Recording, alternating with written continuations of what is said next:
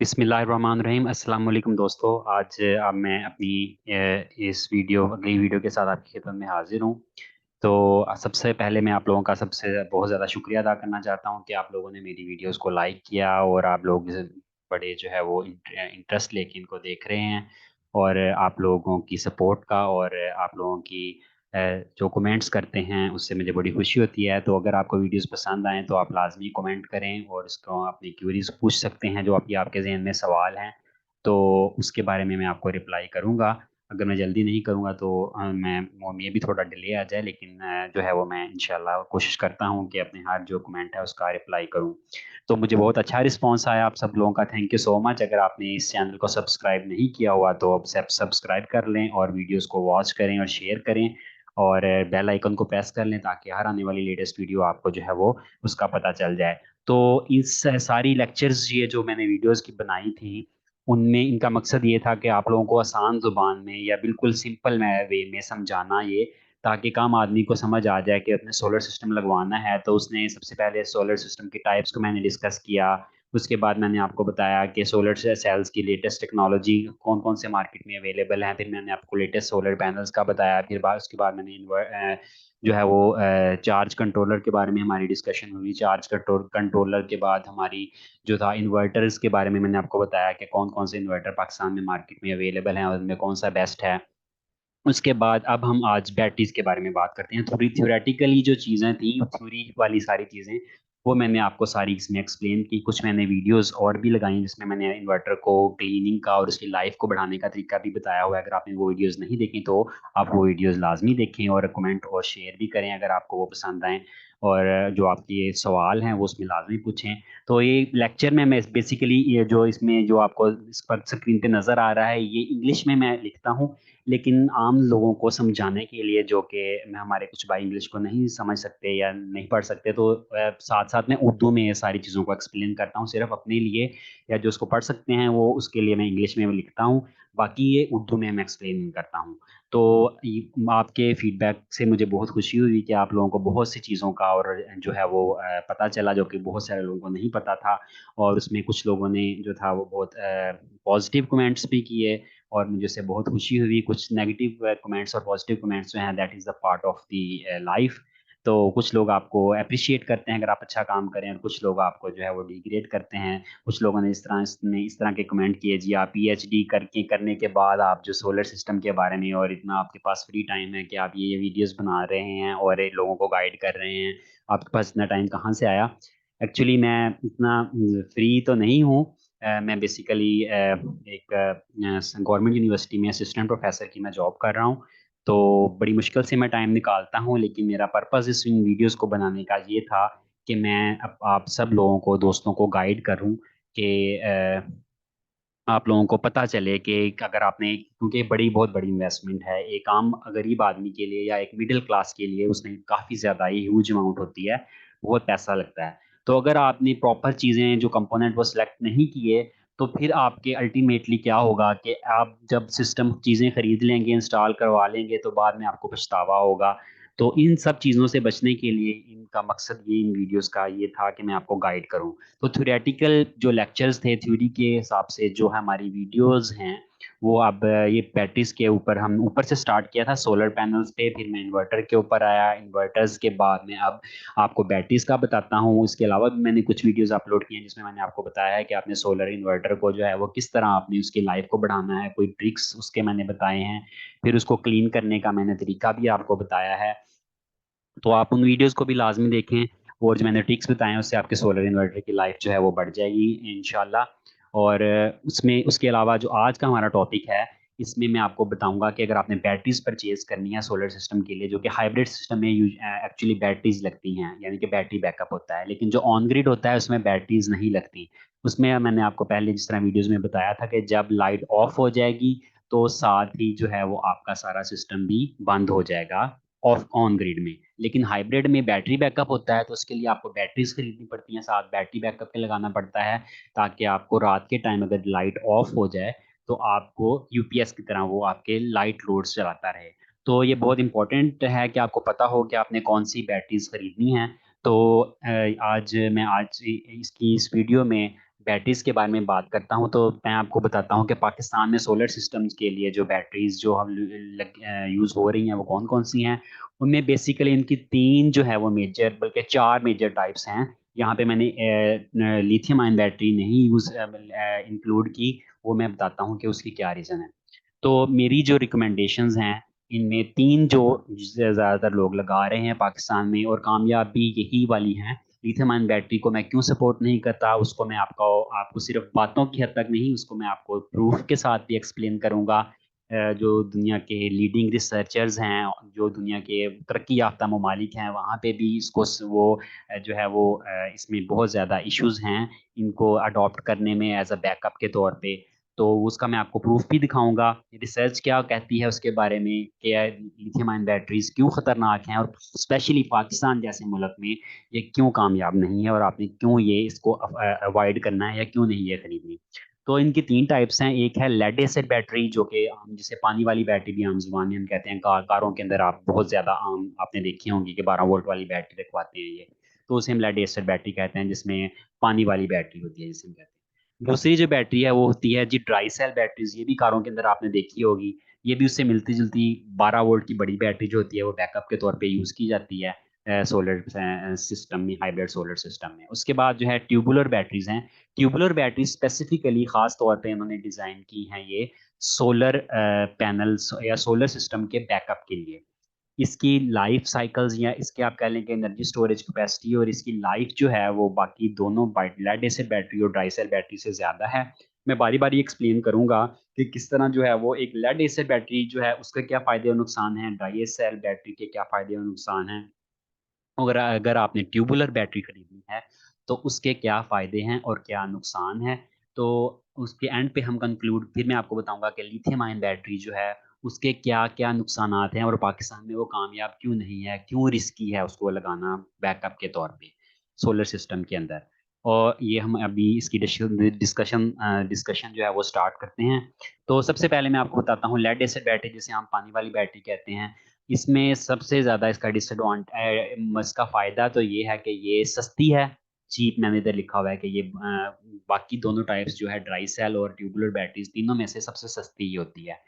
लेकिन इसका जो डिसएडवांटेज वो ये है कि इसकी जो है वो इसमें आपको मेंटेनेंस इसकी आप करनी पड़ती है। यानी कि पानी कम हो तो आपको बार बार जो है वो पानी कम इसमें भरना पड़ता है, इसमें फिल करना पड़ता है इलेक्ट्रोलाइट या जो भी पानी आप में से डालना पड़ता है। यानी कि मेंटेनेंस आपकी इसको चाहिए होती है करनी इसकी।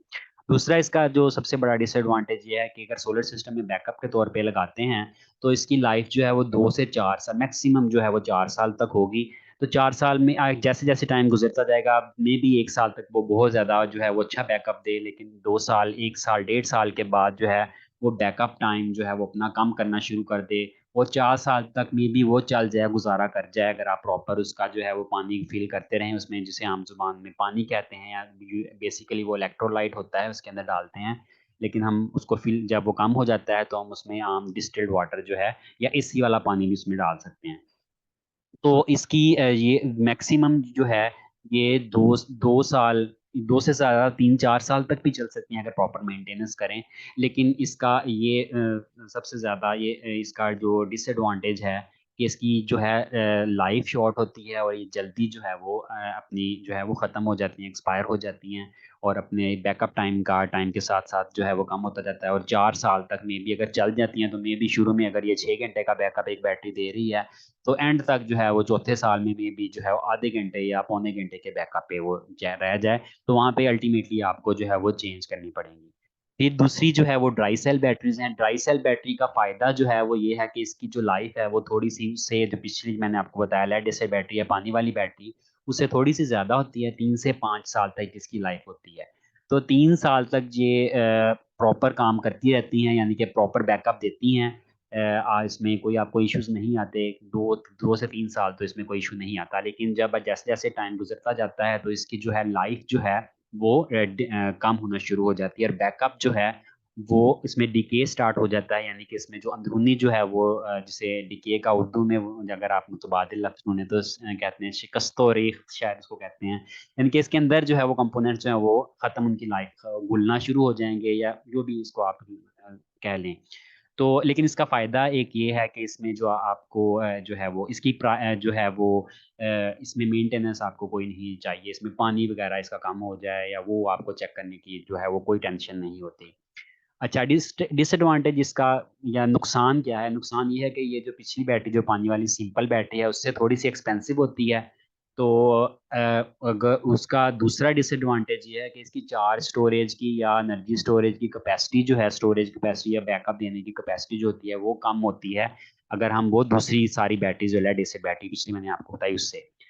तो एफिशिएंसी इसकी लो होती है। लो एफिशिएंसी का क्या मतलब है कि इसमें जो एनर्जी स्टोर हुई होती है या पावर स्टोर हुई होती है, अगर आप उसको यूज़ नहीं भी कर रहे तो वो टाइम के साथ-साथ जो है वो खुद ही जो है वो पावर जो है उसमें से जो है वो एनर्जी स्टोर जो है वो रिलीज़ होती रहती है और वो खुद ही जो है वो एनर्जी को ड्रॉप कर देती है। यानी कि उसमें अगर आप लोड उसके ऊपर नहीं भी चला रहे तो उसमें वो टाइम के साथ-साथ उसके अंदर जो चार्ज स्टोर हुआ होता है वो जो है वो डेसिपेट होता रहता है। तो उसमें इसकी लो एफिशिएंसी है यानी कि इसकी कारकर्दगी इसको हम आम ज़ुबान में कह सकते हैं।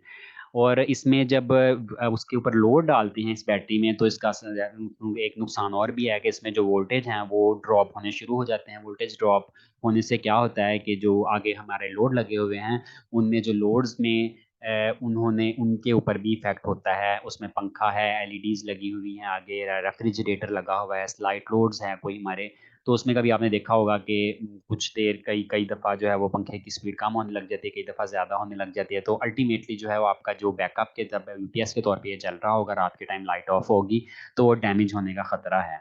तो इसका ये एक डिसएडवांटेज या नुकसान है। तीसरी जो है, जो मेरी रिकमेंडेशन है कि पाकिस्तान में ये बैटरीज़ जो हैं वो बेस्ट हैं और सोलर सिस्टम के बैकअप के लिए आप यही वाली बैटरीज़ ट्यूबुलर बैटरीज़ इन्हें कहते हैं, ये आपको नज़र आ रही होगी राइट साइड पे ये वाली, ये ट्यूबुलर बैटरी है। इसके ऊपर इस तरह की जो है वो ट्यूब्स सी व ग्लास की जो है वो प्लास्टिक की के वो बनी होती हैं।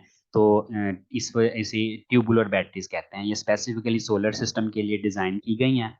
तो इसकी एक फ़ायदा फ़ायदा ये है कि इसकी जो लाइफ़ जो है वो लॉन्ग है, यानी कि 5 से 7 साल तक अगर प्रॉपर इसकी आप मेंटेनेंस रखें, इसमें जो पानी जो है जितना कम हो, उतना इसमें फ़िल करते रहें, प्रॉपर मेंटेनेंस इसकी रखें, तो ये 5 साल, 7 साल ये नहीं है कि वो अपना पूरा बैकअप देती रहेगी, मतलब 3 से 4 साल एट लीस्ट ये जो है वो प्रॉपर काम करेगी। मेबी 3 से 4 साल के बाद आहिस्ता-आहिस्ता जो है बैकअप टाइम इसका कम होना शुरू हो जाए, लेकिन ये 7 साल तक भी निकाल सकती हैं। हाँ, यानी कि मेबी 7 साल के बाद अगर शुरू में वो आपको 6 घंटे का बैकअप दे रही है, तो 7 साल के बाद आपको मेबी वो 6 घंटे का की बजाय 1 घंटे का बैकअप दे या वो आधे घंटे का बैकअप दे, यानी कि इतनी इसकी एवरेज लाइफ़ होती है। तो मेरी रिकमेंडेशन ये है कि आप यही लगाएँ सोलर सिस्टम के लिए, अगर बैकअप में हाइब्रिड सिस्टम में आपने लगाना है तो। इसका डिसएडवांटेज ये है कि ये बाकी ड्राई सेल बैटरी से और लेड एसिड जो पिछले आपको दोनों टाइप्स बताई हैं, उन दोनों में ये बैटरीज़ जो हैं, ये वाली बैटरी उन बैटरियों से ज़्यादा महँगी हैं। ये एक्सपेंसिव हैं, इसकी प्राइस ज़्यादा है। दूसरा इसका नुकसान ये है, जिसे हम नुकसान कह लें या उसका नेगेटिव पॉइंट ये कह लें कि ये इनका वेट बहुत ज़्यादा होता है और इनको रखने के लिए स्पेस भी चाहिए होती है। तो ज़ाहिर-सी बात है कि अगर हमारा 12 वोल्ट का सिस्टम है तो एक बैटरी लगेगी, अगर जो 24 वोल्ट वाला सिस्टम है जिसे 3 किलोवाट वाला सिस्टम है तो उसमें हमारे क्या लगता है कि 2 बैटरीज़ लगती हैं। 24 वोल्ट वाला सिस्टम होता है और जो 5 केवी 5 किलोवाट वाला सिस्टम होता है या 6 किलोवाट वाला सिस्टम होता है वो 48 वोल्ट बैटरी को बैकअप को वो सपोर्ट करता है। तो उसमें हमें क्या करना पड़ता है, फिर 4 बैटरीज़ लगानी पड़ती हैं। तो 4 बैटरीज़ को जब लगाएँगे तो ये काफ़ी ज़्यादा जो है वो जगह जो है वो जो ऑक्यूपाई करेंगी। तो उसमें एक बैटरी का वज़न जो है वो तकरीबन 40 किलो या मेबी इससे भी थोड़ा-सा ज़्यादा हो, तो उसके लिए उसका भी सॉल्यूशन है। जिस तरह मैंने अपने घर में क्या एक रैक बनाया हुआ है जिसमें वो बजाय कि वो ज़मीन के ऊपर सारे रखे हैं, ऊपर-नीचे वर्टिकली वो जो है वो मैं आपको दिखाऊँगा अगली वीडियोज़ में कि वो किस तरह इसको स्पेस को मैनेज करते हैं। वो बहुत खूबसूरत से एक मैंने स्टैंड सा बनाया हुआ है लकड़ी उसका लोहे का।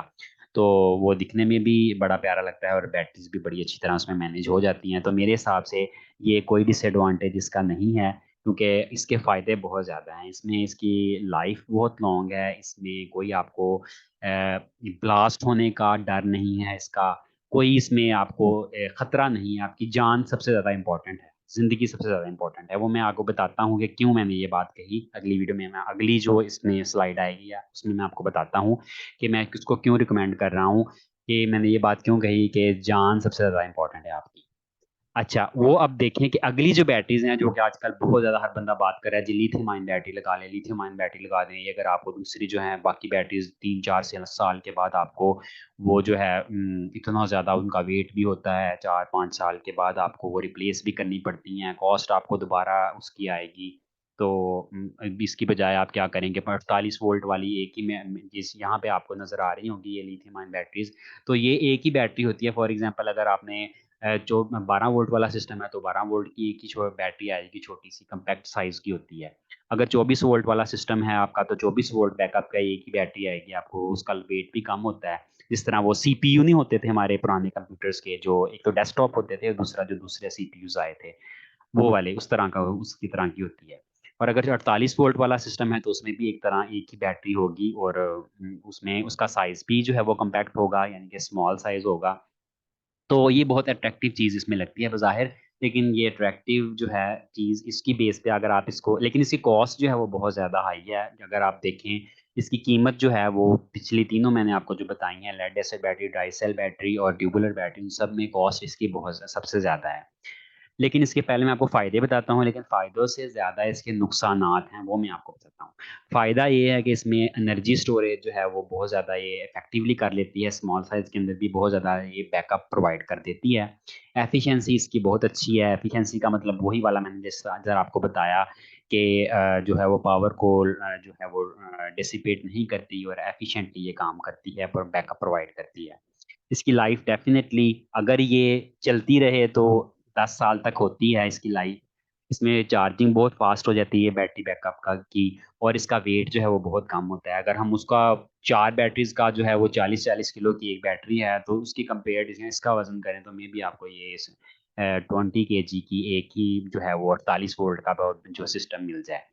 लेकिन इसके जो डिसएडवांटेज हैं वो बहुत ज़्यादा हैं और वो बहुत ज़्यादा खतरनाक हैं, वो मैं आपको बताता हूँ क्या।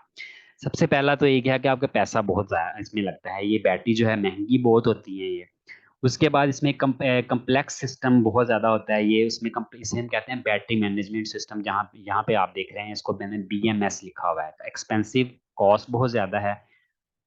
दूसरा जो है ये सबसे ज़्यादा जिसमें जो खतरनाक पहलू है वो है कॉम्प्लेक्स सिस्टम, उसमें वैसे हम कहते हैं बैटरी मैनेजमेंट सिस्टम।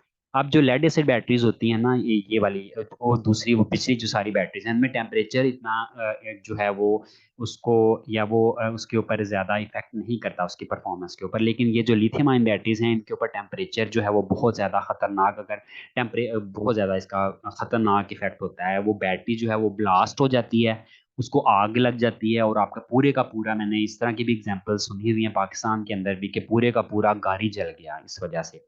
तो कम्प्लेक्स बैटरी मैनेजमेंट, इसमें बैटरी मैनेजमेंट सिस्टम इसके अंदर लगा होता है। इसका टेम्परेचर जो है, आइडियल टेम्परेचर जो है वो 40 तक रहना चाहिए। अगर 40 से ऊपर टेम्परेचर गया, जैसे जैसे टेम्परेचर इंक्रीज होता जाएगा, मैक्सिमम जहां तक ये बियर कर सकती है ना, ये 60 डिग्री तक टेम्परेचर बर्दाश्त कर सकती है।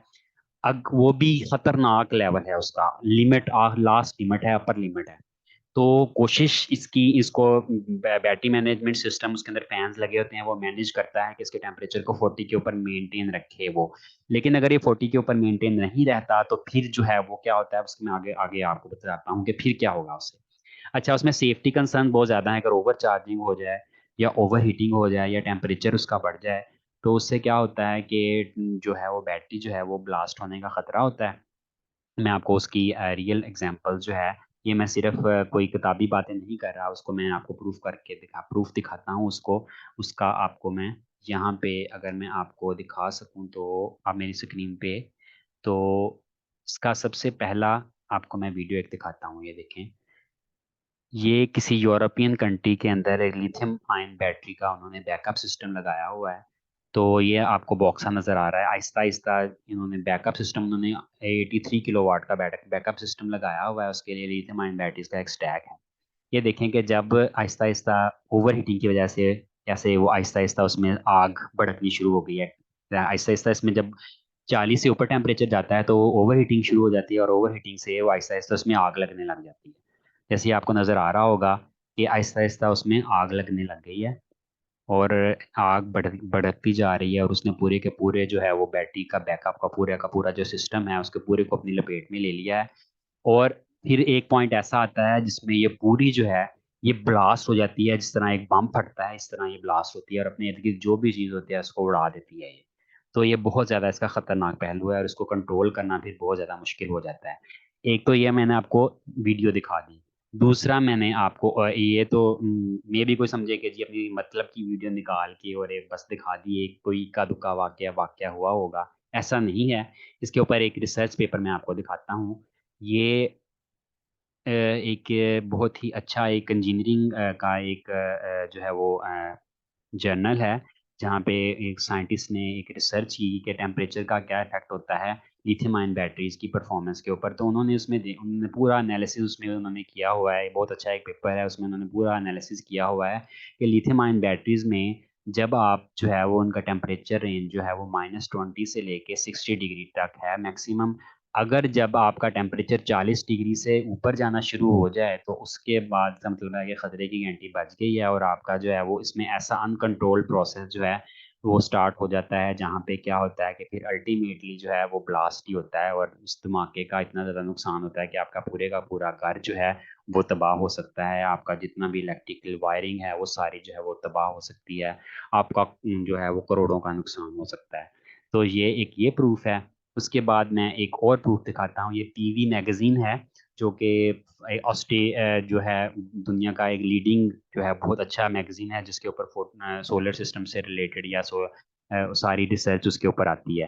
तो उन्होंने ये यहाँ पे दिखाया हुआ है, देखें कि उसमें उन्होंने रिपोर्ट, इसमें अक्सर ये रिपोर्ट्स इस तरह की आती रहती हैं। तो उन्होंने कहा कि ऑस्ट्रेलिया में जो कि बहुत एक जो है वो डेवलप्ड कंट्री है, और वहाँ पे उन्होंने बताया है कि एक वाकया उन्होंने रिपोर्ट किया है कि उसमें ऑस्ट्रेलिया में लिथियम आयन बैटरी ने एक घर को पूरे के पूरे को उड़ा के रख दिया, और इसने उन्होंने जो उनके जो पॉलिसी मेकर हैं उन्होंने अथॉरिटीज़ को ये सोचने के ऊपर मजबूर कर दिया कि वो घरों को बैन कर दें कि वो अपने घरों में लिथियम आयन बैटरीज जो है वो एज ए सोलर बैकअप के तौर पे ना लगाएं। ये पीवी मैगजीन की एक खबर है। इसमें और भी बहुत ज़्यादा खबरें इससे रिलेटेड आती रहती हैं। अगर आप नेट पे गूगल करेंगे तो आपको बहुत ज़्यादा इससे रिलेटेड जो है वो बहुत ज़्यादा खबरें मिल जाएंगी। गूगल पे लिखेंगे कि blasting of lithium ion battery in solar system, तो आपको बहुत ज़्यादा जो है वो आपको वीडियोस भी मिल जाएंगी, आपको इससे रिलेटेड जो है वो बहुत ज़्यादा लिटरेचर भी मिल जाएगा और न्यूज़ भी मिल जाएंगी। तो ये हमारी जो थी आज की वीडियो में, आपको मैंने यही सारा बताना था। और एंड पे मैं आपको जो रिकमेंडेशन है मेरी, वो है ट्यूबुलर बैटरी। तो ट्यूबुलर बैटरी में आप ये अगर अपने घरों में आपने सोलर बैकअप ये पावर बैकअप के तौर पे लगानी है, तो मैं आपको रिकमेंड करूंगा कि आप ट्यूबुलर बैटरी लगाएं। ट्यूबुलर बैटरी में ओसाका की बैटरी में बहुत अच्छी हैं।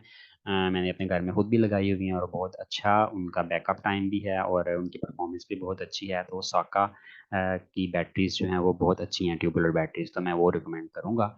तो अगली वीडियो में दोस्तों आपने वो भी देखनी है। अगली वीडियो में मैं आपको सारा जो जिस तरह एक बहन ने पूछा था कि मैंने आपको जिस तरह वीडियो में बताया था कि मैं एसी परचेज करना है, एयर कंडीशनर परचेज करना है, तो उसके बारे में बताऊंगा कि किन किन बातों का आपको पता होना चाहिए, बेसिक नॉलेज आपके पास क्या होना चाहिए। फिर मेरे अपने घर में जो 2-3 एसी लगे हुए हैं उनका भी मैं रिव्यू दूंगा आपको कि आपने कौन सा एसी जो है वो मेरे घर में जो लगा हुआ है वो कौन सा ज़्यादा एनर्जी एफिशिएंट है और कौन सा ज़्यादा बेहतर परफॉर्मेंस दे रहा है, ताकि आप अगर ख़रीदने जाएं तो आपका पैसा भी वेस्ट ना हो और आपको बेसिक चीज़ों का जिनको नहीं लोगों का पता होता, तो वो दुकानदार जो है वो बेचने के लिए उसकी बहुत ज़्यादा तारीफें कर देते हैं, लेकिन अल्टीमेटली जब घर के आप उसको लेके आते हैं तो उसकी परफॉर्मेंस जो है जिस तरह आपकी जो है वो आपने एक्सपेक्ट किया होता है उस तरह की परफॉर्मेंस नहीं होती। तो उसमें भी इसके ऊपर भी डिस्कशन करूँगा मैं। और फिर मैं आपको अपना सोलर सिस्टम भी दिखाऊंगा अगले वीडियोस में, जो आने वाली वीडियोस हैं। उसके अलावा मैं अपनी लेक्चर सीरीज़ के अंदर जो है मैं स्कॉलरशिप अब्रॉड्स, क्योंकि मैंने 3-4 स्कॉलरशिप्स मुझे मिले, जिसमें जब मैं पीएचडी के लिए गया था तो जाने से पहले मुझे चाइना में बहुत अच्छा स्कॉलरशिप मिला था, उसके बाद मुझे कोरिया में भी स्कॉलरशिप मिला था पीएचडी के लिए, और उसके अलावा मुझे लेकिन फिर मैंने एंड पे जो था वो मैंने स्वीडन से मैंने पीएचडी की, तो मैं वो वाला जो था वो मुझे बहुत अच्छा ऑप्शन मिला था, तो वो मैंने चूज़ किया था। तो मैं उसके ऊपर भी एक लेक्चर सीरीज स्टार्ट करूँगा, जिसमें मैं आपको ये भी बताऊँगा कि अगर कोई पढ़ने के लिए जाना चाहता है, स्टूडेंट जाना चाहता है, तो वो क्या-क्या उसके तरीके हैं, स्कॉलरशिप के लिए आपने कैसे अप्लाई करना है, उसके अलावा अगर सेटलमेंट के लिए जाना चाहते हैं, उसका क्या तरीका है, वीज़ा प्रोसेस का क्या तरीका है, मुख्तलिफ़ कंट्रीज़ में, क्योंकि मैंने 25 से 30 कंट्रीज़ विज़िट की हैं, तो मैं आपको अपना एक्सपीरियंस भी बताऊँगा कि किस कंट्री का वीज़ा जो है वो आपने कैसे अप्लाई करना है और उसका क्या-क्या प्रोसेस है। उसके अलावा भी बहुत ज़्यादा चीज़ें मैं आपको इंशाल्लाह अपने इस चैनल के ऊपर जो है वो बताने वाला हूँ। तो आपने इस चैनल को मेरे को सब्सक्राइब करना है, वीडियोज़ को लाइक और शेयर करें और कमेंट भी करें अगर आपको अच्छी लग रही हैं। तो थैंक यू सो मच। आज की वीडियो को हम यहाँ पे ख़त्म करते हैं। काफ़ी लंबी होगी वीडियो, तो होप्स हो कि आपको आज की वीडियो अच्छी लगी होगी। अगर अच्छी लगी है तो कमेंट ज़रूर करिएगा। Thank you so much. मेरी तरफ से अल्लाह हाफ़िज़।